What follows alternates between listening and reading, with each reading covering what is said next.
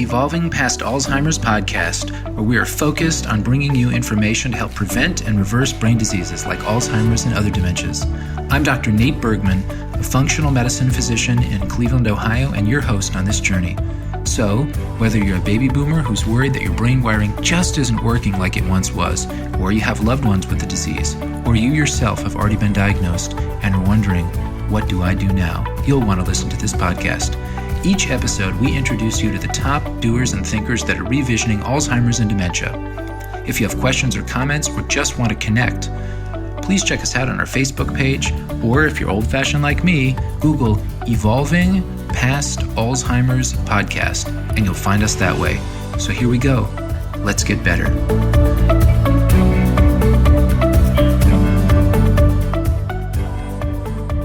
Welcome back to the show. Today we are going to get deep in the weeds into some biochemistry of NAD+.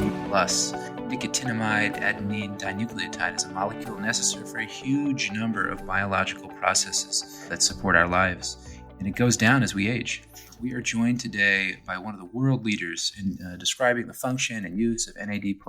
Please welcome to the podcast Dr. Ross Grant. Dr. Grant is a clinical associate professor of medicine at Sydney Adventist Hospital in Sydney, Australia.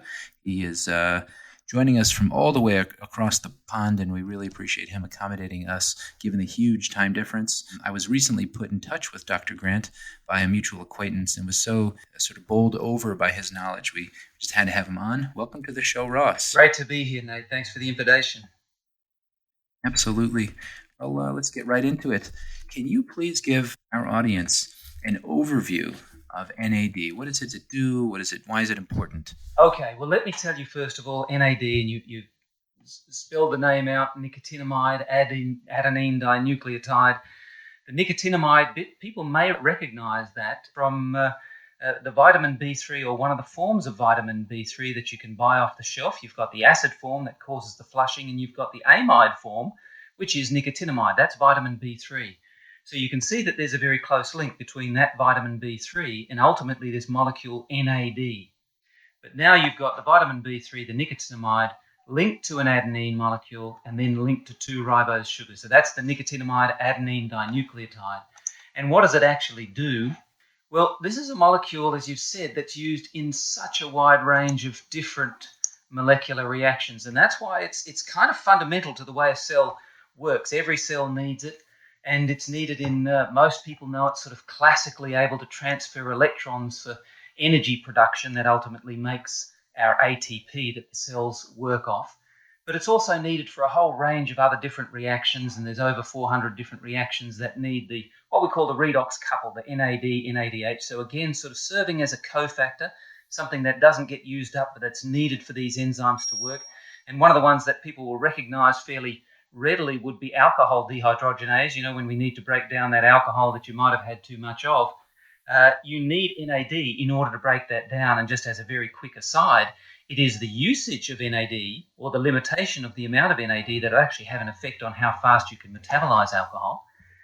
So it's needed for those two, and then it's also needed for some other really important functions. One is, in a very important way, we repair the DNA, called base excision repair, and I'm going to mention a few names here which people don't have to remember, but this enzyme called PARP, or poly-ADP ribose polymerase, is a molecule or an enzyme that helps to repair up damaged DNA. So when you get it bombarded, hit with something, whether it's UV light or whether it's free radicals of different types, but the body needs to repair it.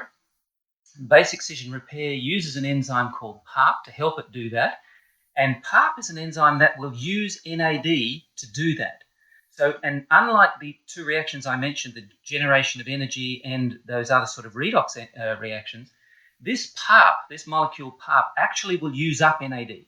So when it's working hard, in other words, if you've got lots of damage to the DNA, such as free radical damage, and you've mentioned that this molecule NAD goes down with age, well, we know our free radical damage seems to go up with age, and this kind of fits because it seems that one of the reasons why the NAD might go down is because of this DNA repair enzyme, or related enzyme PARP, using up the NAD in order to help repair the DNA.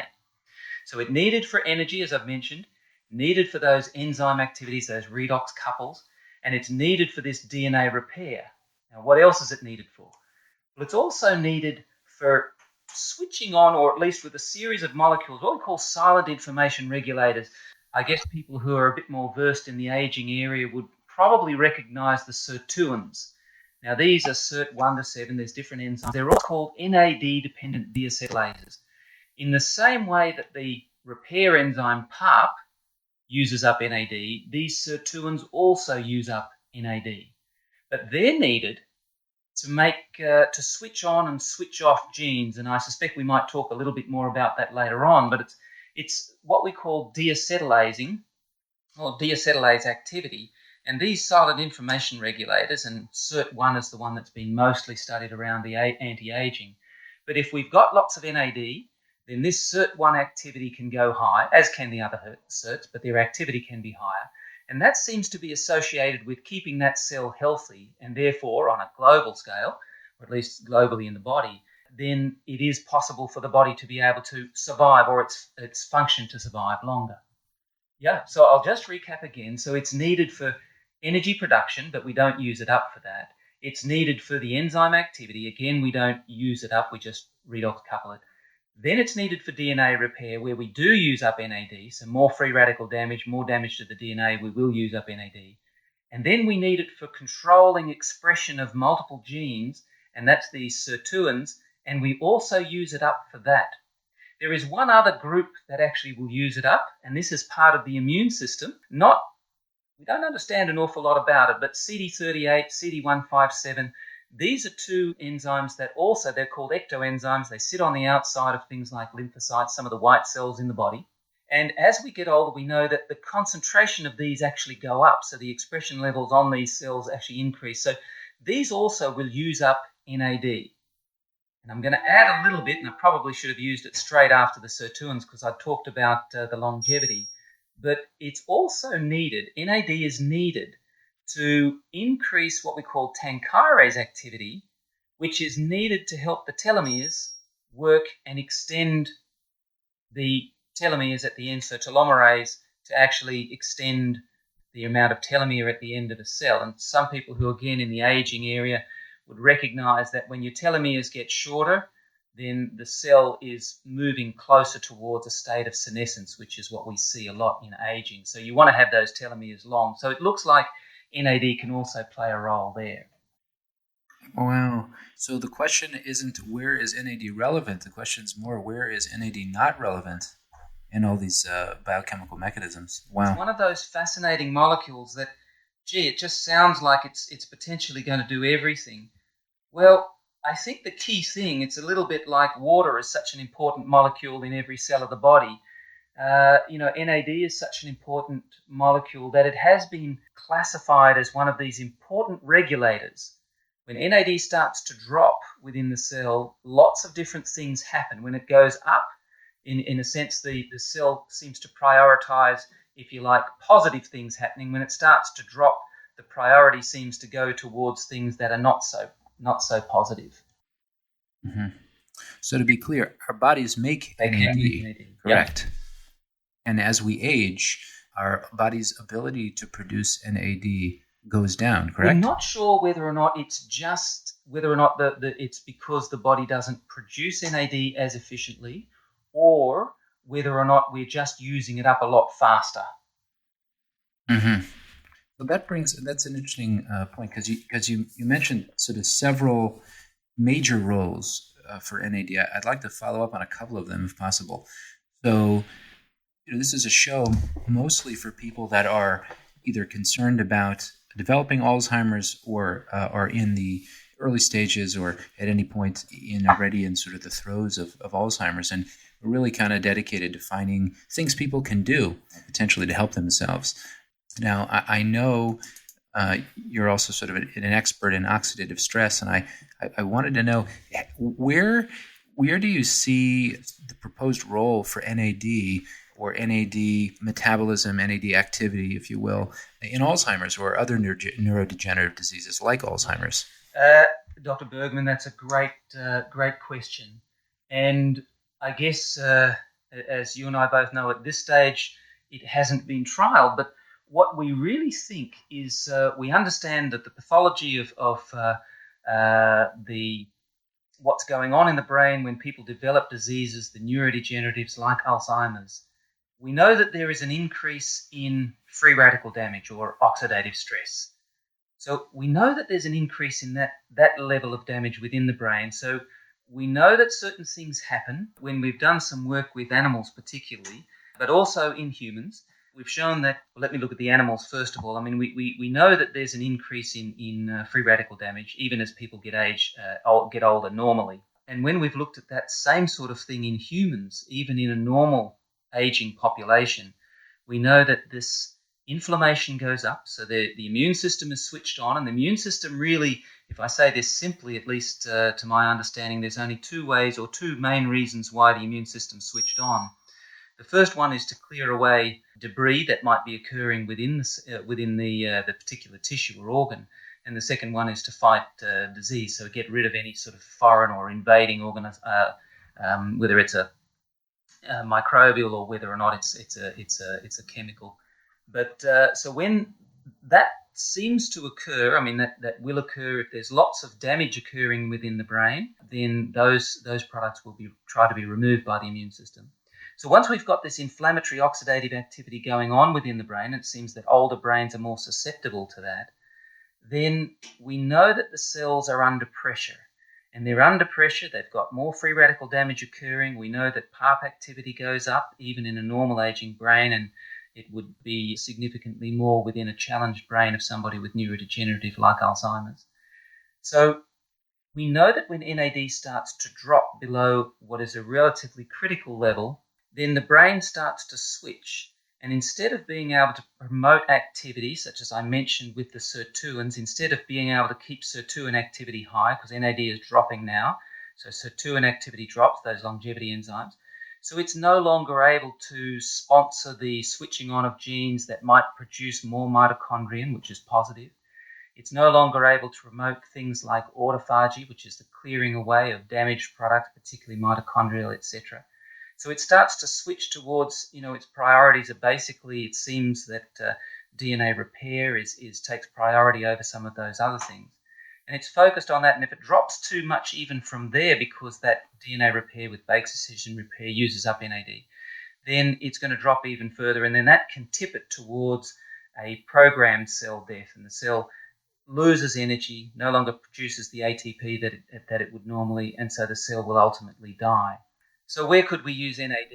Well, the first thing is we know in some of the cell culture studies that if we put NAD into cells that we challenge with oxidative stress, and these are now neurons as well as some of the metabolic support cells, we know that these cells can survive or at least resist the damage to a much greater extent, so the viability is retained. So immediately you're thinking, well, if we can increase the NAD in the brain of these people for which we've seen that there is an increased turnover, then potentially we could preserve some of the neurons that are there. And, of course, all the downstream effects, if there's NAD available, then sirtuin activities can increase, and the multiple benefits of sirtuins, not only just in terms of being able to preserve around the neurodegeneration and reduce that, but there's other improvements even metabolically and, with increasing beta cell function and improving even just the way we use even fat cell metabolism will improve. So there seems to be a lot of potential benefits.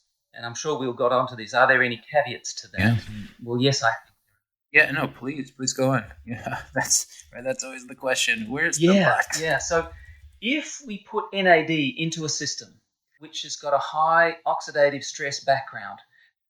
Please, I just want to stop and ask, perhaps maybe you can just give a word of introduction about what is oxidative stress and perhaps an example of oxidative stress in our bodies. So oxidative stress is what it's commonly referred to as free radical damage.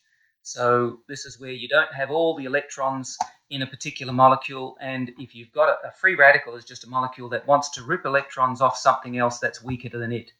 And the trouble is when you do that in a body where everything is held together by sharing electrons in a very coordinated way, if you've got a molecule that goes around and pulls an electron away, it's like ripping boards out of your house and you start to dismantle it. And if you start to do that, you can damage the DNA. So we talked about having to repair the DNA.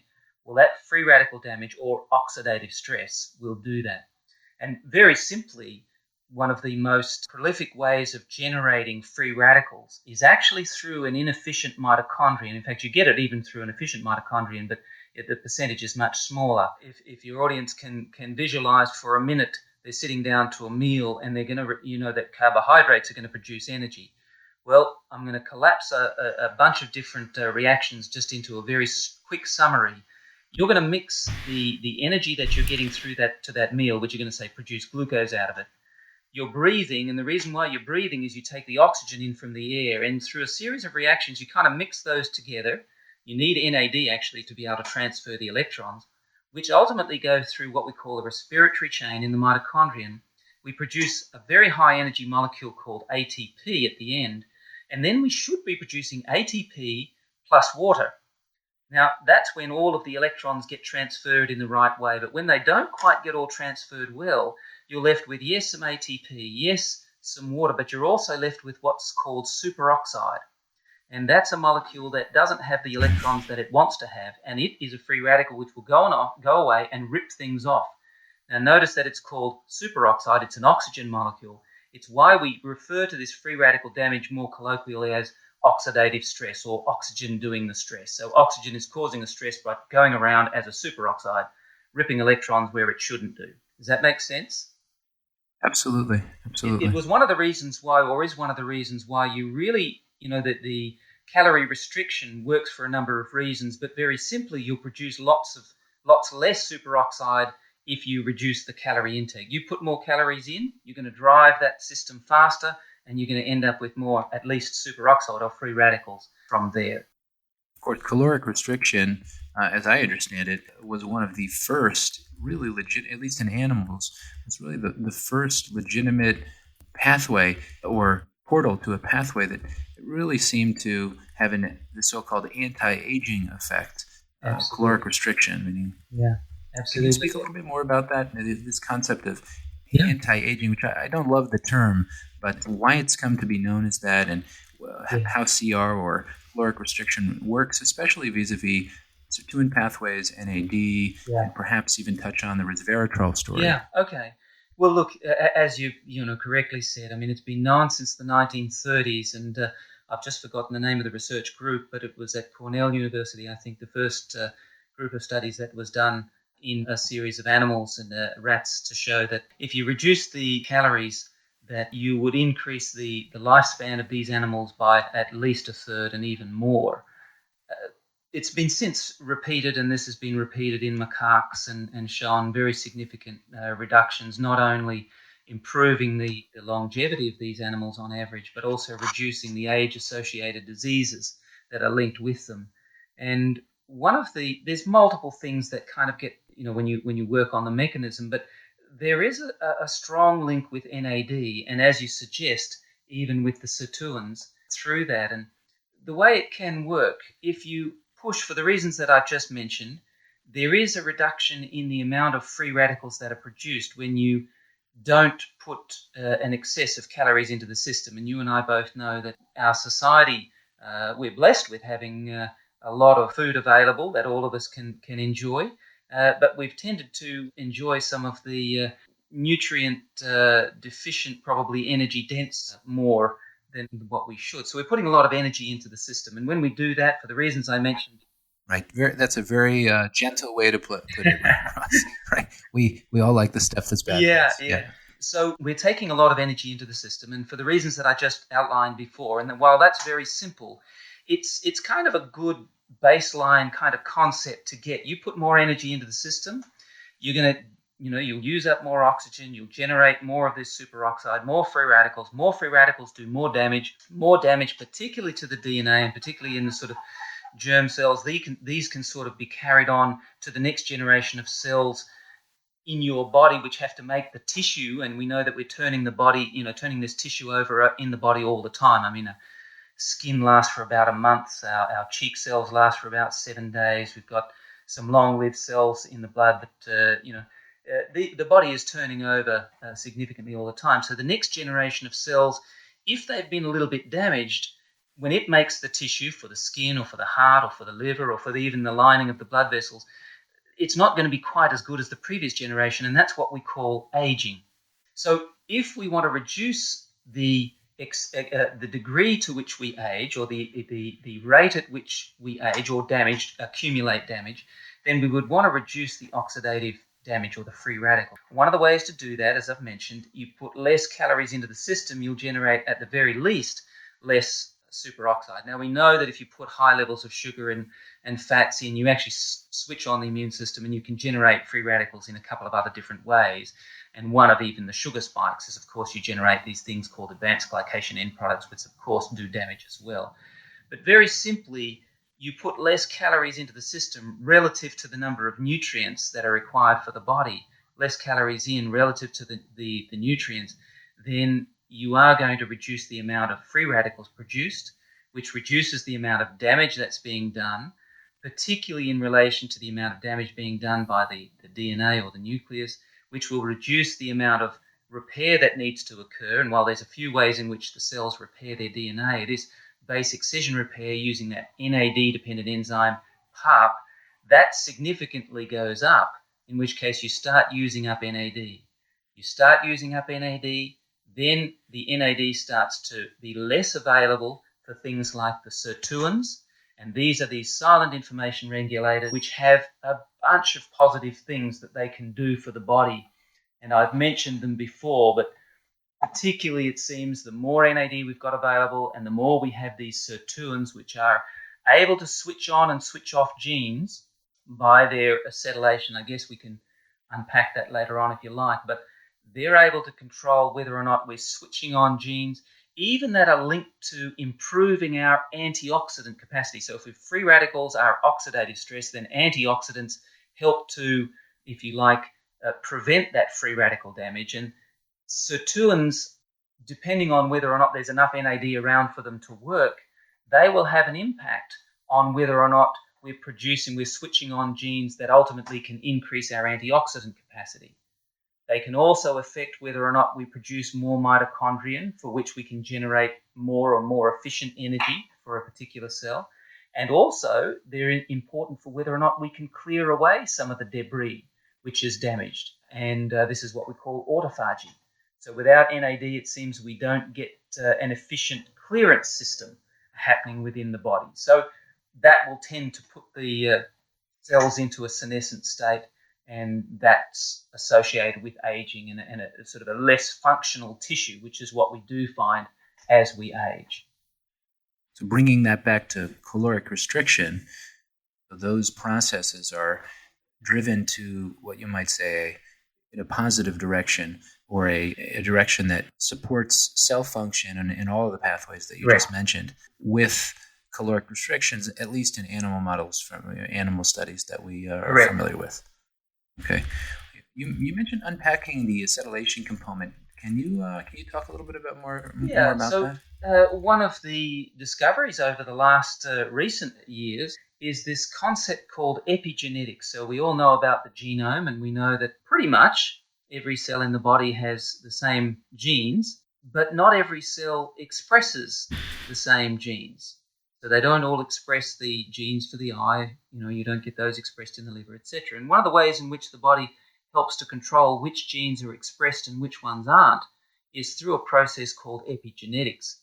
And that is that there are different little molecules that are attached to the DNA itself, and these tend to be methyl groups or CH3 groups. And the other way is because the genes tend to be wrapped around these big proteins called histones, if there are what we call acetylation patterns around the histones. Now, it's a little bit more complicated than this, but I'll explain it very simply.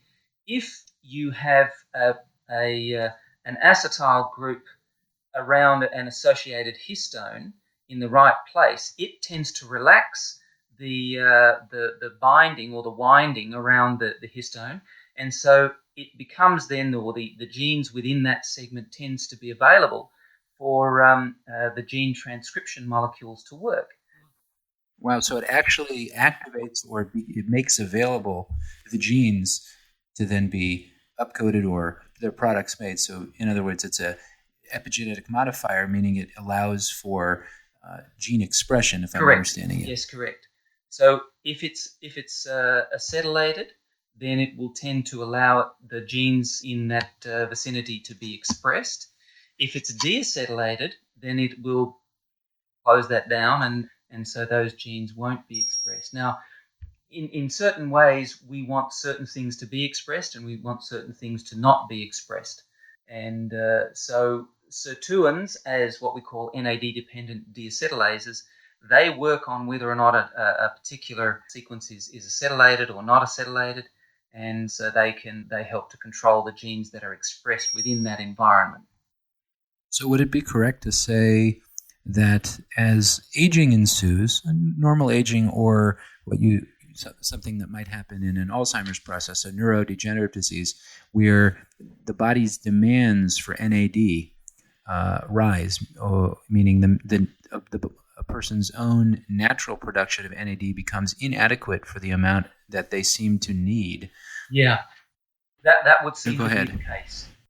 So if we pivot for a moment, going back to the oxidative stress and mitochondria concept, one of the very early findings that we see across the board, you can see this from lumbar punctures, spinal taps, that's in this cerebral spinal fluid, and sort of other areas that are being looked at it in very early stages of cognitive changes that end up in many cases to become Alzheimer's disease, is changes in levels of oxidative stress, a variety of markers, inflammatory markers. You mentioned neuroinflammation before, as well as things that are very, very much tied to mitochondrial damage. Just for the audience, just to make it simple for a minute, and then we'll make it, I'm sure Dr. Grant will make it more complicated and explain the complexities here in a minute. But mitochondria, if you recall from high school or college biology, is essentially there are parts of the cell that appear to be the energy powerhouses, if you will, and they are extremely important. And the brain has obviously many of them. And some people have gone so far as to say, and I would argue that this is an oversimplification, but if you really want to promote anti-aging or avoid the diseases that are associated with aging, which is pretty much all of them, or cellular aging, that is, then you better mind your mitochondria. You better pay attention to your mitochondria and really do everything you can to support that. Ross, can you take us into that notion a little bit more, the relationship with NAD and we talked about it a little bit, but NAD and oxidative stress specifically around the mitochondria. Yeah. Most of the story is the mitochondria story, but maybe we can just focus it a little bit more. Yeah, the mitochondria is obviously critical for every cell, because the mitochondria is where you generate the energy for which the rest of the cell is able to use and do the reactions that it needs. But the mitochondria it has its own, there's about 13 genes that it needs in the mitochondria as well.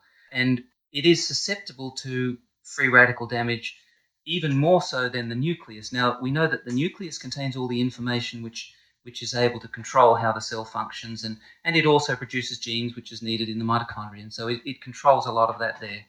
But within the mitochondrion, it generates the energy that the body needs, the ATP. And remember, I mentioned before that the way it does that is by collecting these energy-rich molecules like glucose, etc., and then through a series of reactions, it sort of mixes that with the oxygen we need efficiently with using NAD as what we call a redox couple. And all NAD does here, it doesn't get used up, unlike when it's repairing the DNA. It's actually just picking up electrons that are able to from as it goes through different reactions, and it's able to transfer them nicely, and hopefully you end up with CO2, water, and ATP, the energy. But that mitochondrion will leak out, and when you're young, it's about 2% of the oxygen you're breathing. It leaks out as superoxide. As you get older, the mitochondrion becomes less efficient, and that may go up even as much as 5%. But you end up with lots of superoxide being produced. The problem with that is that that can accelerate the aging process. So for the same reason that I mentioned before, reducing the number of calories that are going to come in, so reducing the excess calories is positive in terms of being able to reduce the free radical damage. So the mitochondrion, We know it's not going to function or doesn't function as well as we get older. In fact, in one of our papers, we saw it both in animals as well as in humans, but we saw there was an inflection point coming around about the age of 60, where there seemed to be the accumulation of more free radical damage. That may be because we're less efficient with our mitochondria, and as we get older, it becomes a little bit less able to function.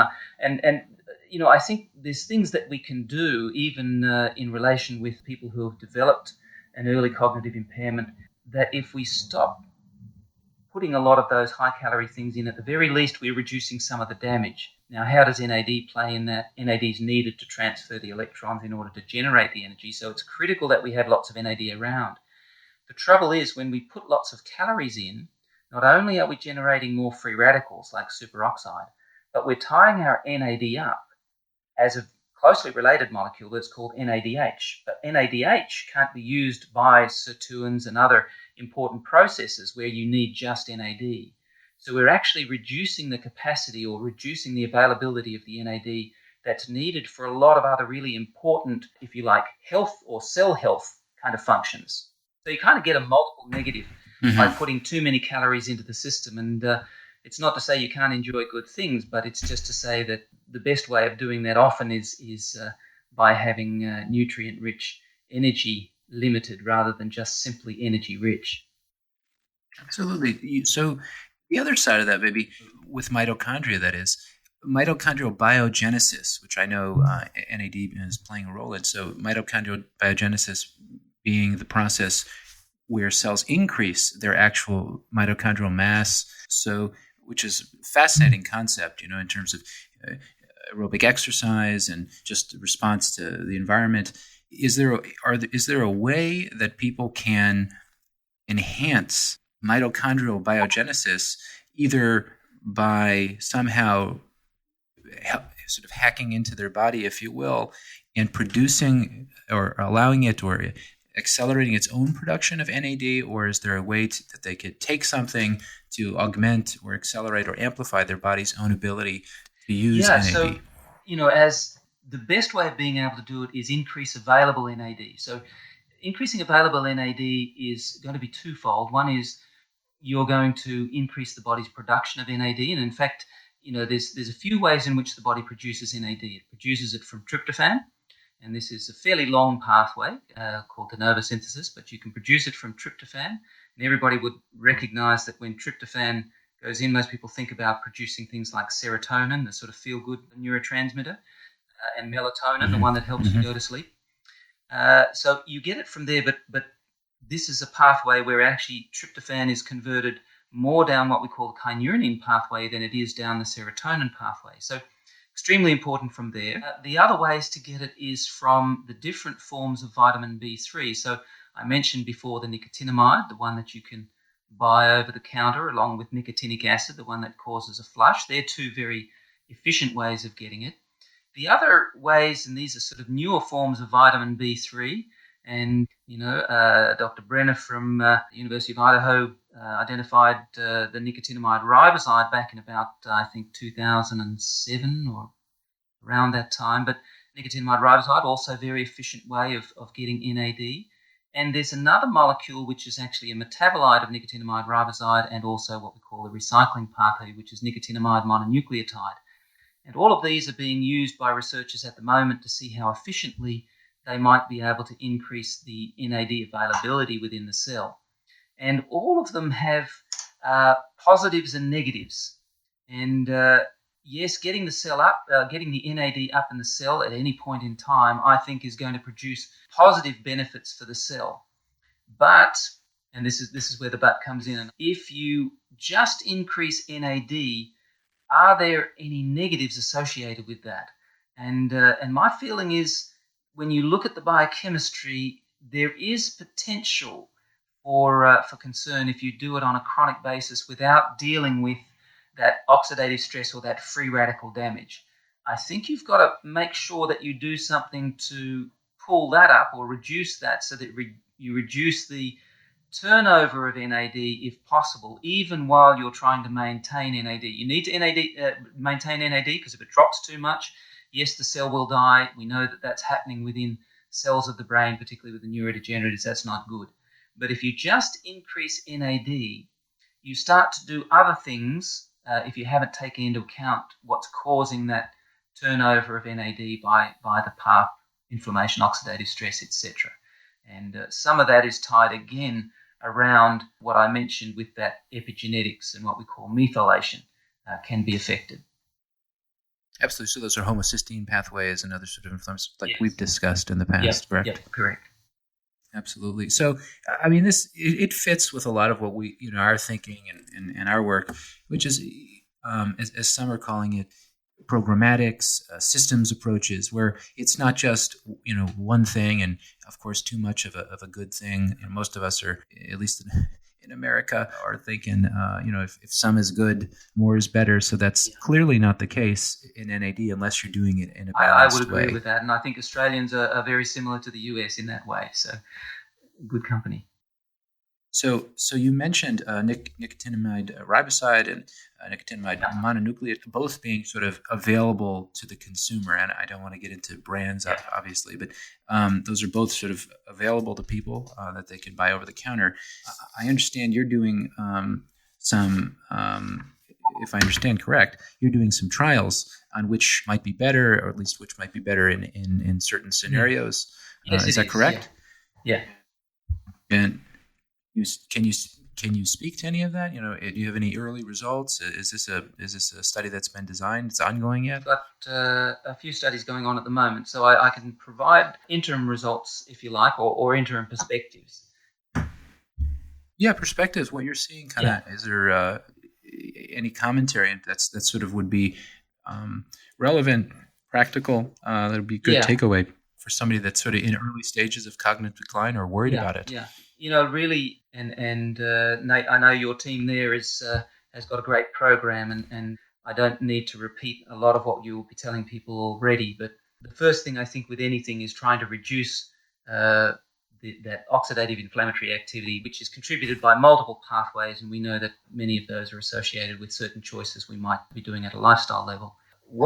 Absolutely. So, poor sleep, poor quality sleep, not enough exercise, sedentary lifestyle, processed food, things that are shelf. So, I mean, the basics that everybody should be doing no matter what. Absolutely. And I'll just make a quick comment as well, just in relation to NAD and even the sleep-wake cycles.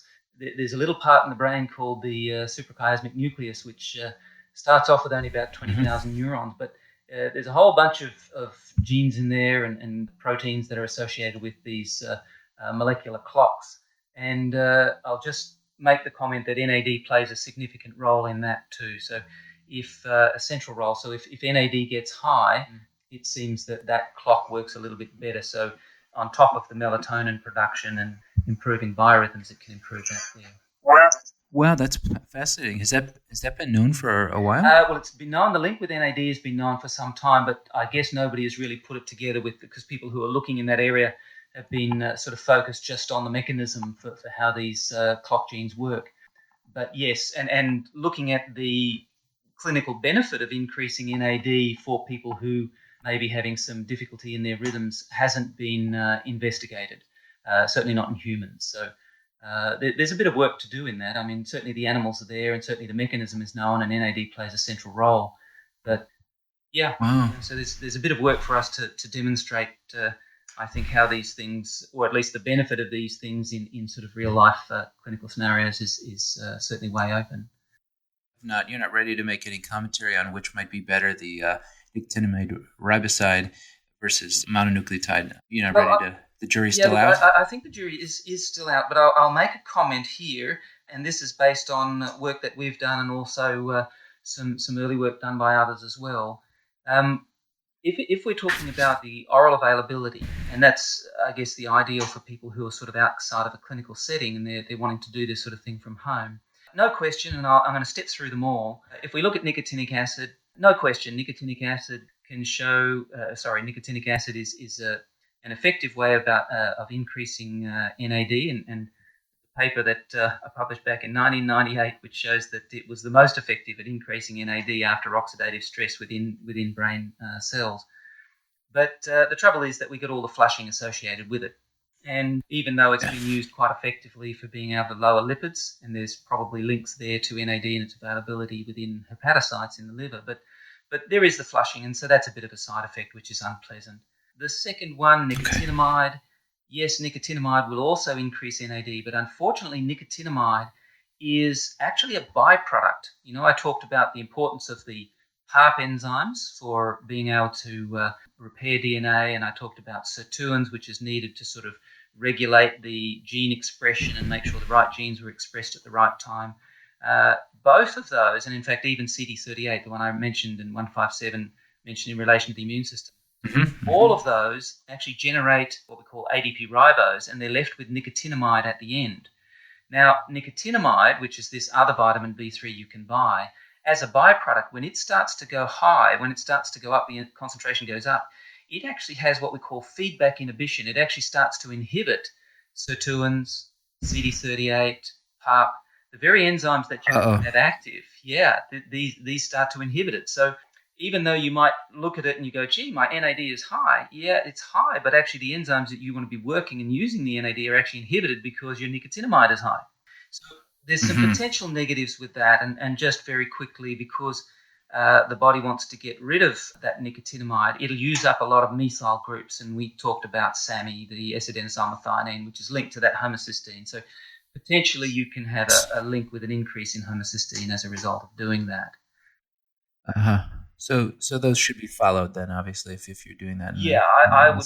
If you're working with a clinician, that would be a wise way to go because they're effective. So it's typically, my recollection of the over-the-counter doses on these are usually 250 to 500 milligrams in a dose. Are those? Are you seeing the sort of feedback inhibition, in other words, the things that we don't want to see the effects of on sirtuins at those levels? Yeah, it would depend on the tissue and that you're looking at. And it is dose related, and it's going to be related to the amount of nicotinamide you're producing, and so that's dependent on the amount of PARP and sirtuin, etc., CD38 activity that's going on in the different tissue. Mm-hmm. So there is still potential. I mean, even at 500 milligrams, I mean, that's still a reasonable amount of and if most people will do that sort of BD, so 1,000 milligrams a day is not trivial. Yeah. So it's there, but we're not saying that couldn't have clinical benefit. I mean, nicotinamide also gets recycled, and it gets recycled through a salvage pathway. It requires a bit of energy to do that, but it comes back through NMN and then finally makes it through to NAD again. So there's a terrific link here. We probably don't have time to talk, but one of the enzymes that recycle from nicotinamide back through to NMN is, well, it was called bisfattin, but nicotinamide phosphoribosyl transferase, and it has another term, bisfattin. It seems to, and there's a couple of different types, but there's some fascinating links with obesity, which I guess we can't get into, which is where that term bisfattin came from. I'd love to learn about that. How would someone know if they're getting clinical benefit? Do you know what I mean? From taking it, is there something they could measure? How does one measure NAD in themselves, if possible? And then is this something you just walk up to your local doctor and ask if you can get your NAD measured? Yeah, or there's currently no way of being able to. Well, there's no clinical test that's available for people to currently get their NAD tested. There's a few different ways in which research labs are doing it, and there's actually a limited number of research labs are doing it, and even less that are doing it. And I'm sorry to say, but probably less that are doing it well, because NAD is extremely, it's labile. So if once you take it out of the blood, your levels can drop dramatically because of some of the activity that's going on in the plasma itself, as well as the light, as well as the heat. These can all have an effect on NAD availability. So to get it measured well, you kind of have to have the measured at the lab that you're doing it with, or be able to transport it very well to a lab that does it very well. And the best way of doing it is using a technique called liquid chromatography dual mass spectrometry, or LC-MS-MS. And there truly is only a very small number, just 2 or 3 labs in the world that do that well. So, where are those labs, if I could ask? Yeah, well, one of them is in Charles Brenner's lab in the US, and one of them is through mass spec facility at our university, which is University of New South Wales, and we've got some good collaborators who do that well.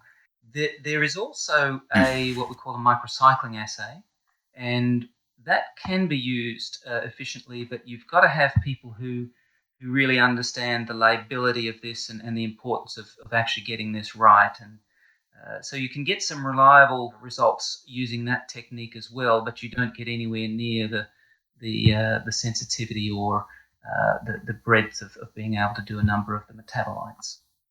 Okay, so we I think hammered home the point that this is not something that you can just roll up to your local doctor and ask. But I wanted to come back because we kind of got caught up in the middle of the riboside versus mononucleotide. Yeah. You know, which form might I know it's still early to know for sure, but at least what's your intuition in terms of what you're seeing so far? Yeah, look, nicotinamide riboside is a molecule which was originally isolated from cow's milk, and there's a few other places you can find it, I understand. But the body can absorb that fairly readily, so you've got good bioavailability, and it can be transported across cell membranes, and that's important because it doesn't have a phosphate group on it, and this is work done. And we've done some work with it ourselves, and there's a couple of other groups, and certainly Charles Brenner's group has done some work on it. And there seems to be both in culture as well as in vivo. And we've shown here that we can get some nice increases with NAD, taking nicotinamide riboside, and anything probably above, if you take it on a regular basis, probably above 350 milligrams is going to get you there in time. But different people will respond to it in different ways. So not everybody gets the same response, at least in our experience, and some may need to take a little bit more. So you certainly can increase your systemic NAD. So that's fascinating that different people respond different ways. When you go to medical school and you do your training, you kind of learn 20 milligrams of this, 40 milligrams, there's sort of standardized doses. Yeah. Do you have any sense of why different people might respond differently? Is it based on a need? Is it based on all those sort of levels of activity of NAD that you mentioned before, energy production, redox repair, genetic expression, immune system, et cetera, et cetera? Or do we know that for sure? We don't know what it depends on, what person's need? Yeah, I think we can intuit for most of those, and I think it will depend on, because nicotinamide riboside still has to be converted through to NAD, and we're just measuring in this particular case because, systemic plasma NAD is the easiest to measure. If we were doing tissue and different tissues, the liver is one classic. The liver will use huge amounts of NAD because of the nature of the sort of activities it's got to do. And I just mentioned all of that, metabolizing of different drugs is, using a cytochrome P450 system, which generates lots of free radicals. I mean, there's lots of potential for NAD to be turning over there. So it's potential that the liver may itself be using up and using the NAD. And what we see, a dose that's required in the first couple of weeks might be different to the dose we see in the next couple of weeks. We just don't know how quickly we can saturate the system. In other words, get the tissue to the NAD levels it needs, and then what the body wants to do after that. Does it just try and methylate everything and get rid of it? And these are some of the questions we don't know. Fascinating. So this kind of brings us to the thing that originally brought us, you and I, to talking, which is on sort of a research level.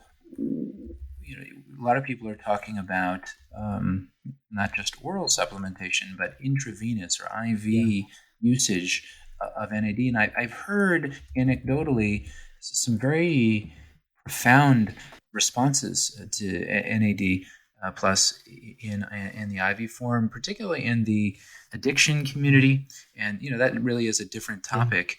Very interesting, but a different topic. Some being used for performance enhancement, and then there's a few anecdotes in terms of recovery or some type of positive response or reduction in symptoms in the Alzheimer's group.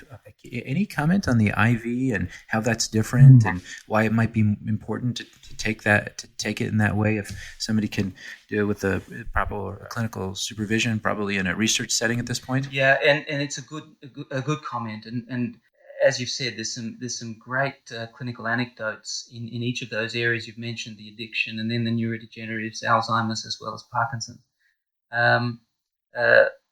But what we know happens, of course, when you're taking anything IV, that your immediate delivery of NAD. Now, the trouble is taking, if you do an oral NAD, and there is a product on the market, but there is no evidence that oral NAD actually makes it across the gut into the blood. So the thinking at the moment is that it's probably relatively expensive but useless exercise to take an oral NAD.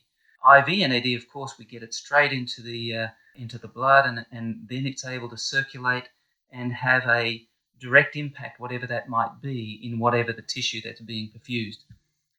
The mechanisms, I guess, we can speculate on that, and that would be another hour for us to do that in the different parts of the body where we think it's working.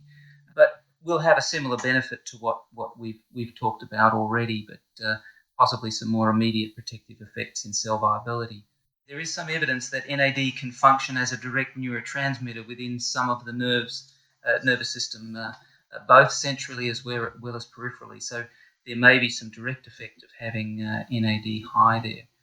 But yes, we don't yet understand what concentration we need, how long we need to leave it there, and what happens when we drop it to certain levels, or if we keep it at certain levels, what's that doing to the rest of the biochemistry. There's some great clinical anecdotes, and this is where we're working at the moment to try and understand what we call the kinetics of NAD and its metabolism a little bit more carefully. And we'll certainly look forward to making that available, particularly to the wider clinical and research community once we have them.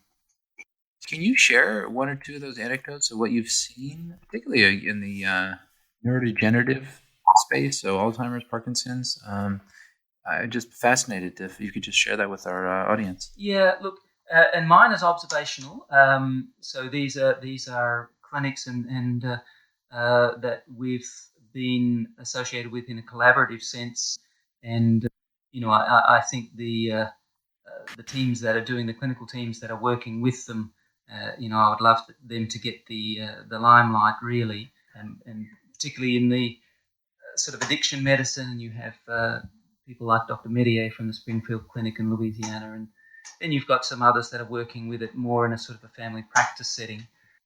But very quickly, there is, and yes, and I've talked to patients who have received quite dramatic improvements, it seems, from their Parkinsonian symptoms as a result of having a 3-day course of IV NAD. That seems to be maintained for a period of about 3 to 4 months before needing the top up again. And talking with the neurologist who was looking after this particular patient, and it's something that's been sustained for a couple of years now. But then, is that 3 or 4 month period of time? I'm sorry, is that 3 or 4 month period of time a sustained benefit? Yes. Makes sense to you from what you know about the biochemistry of NAD? That seems like a long time, when you talk about something that's much different like glutathione, where there are these anecdotes that this is helpful for Parkinsonian types of symptoms and other sort of neurodegenerative disorders. The effects or the benefits seem to be very, very transient, meaning minutes to hours at most. Yeah. Sometimes maybe more than that, but not more than several hours. Does it make sense to you that the benefits of NAD would last 3 to 4 months? Look, there's mechanisms I think that we can speculate with, and this is where I feel we're sort of stepping into areas which, I think we generally are just almost sitting around a dinner table telling us our best. Yes. So as long as the audience understands this. Very speculative, yes. It is.